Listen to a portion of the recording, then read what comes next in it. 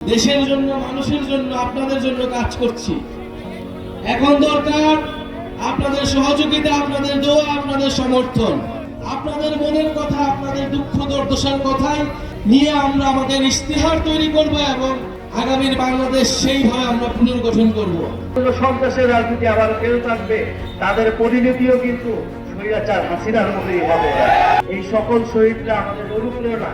আমরা মনে করি এই মানুষগুলা জীবন দিতে একটা সুন্দর, একটা সমৃদ্ধ বাংলাদেশের জন্য। কিন্তু অবশ্যই এই গণঅভ্যুত্থানে যারা হত্যা করেছে সেই শেখ হাসিনা এবং তাদের দোসর যারা, তাদেরকে বিচারের আওতায় অবশ্যই আসতে হবে।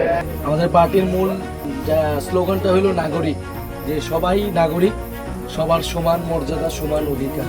অভ্যুত্থানে আমরা একটা স্লোগান দিয়েছিলাম যে দেশটা কারো বাপের না। এই মুজিববাদের সংবিধান, সেই সংবিধানকে ছুঁড়ে ফেলে দিতে হবে।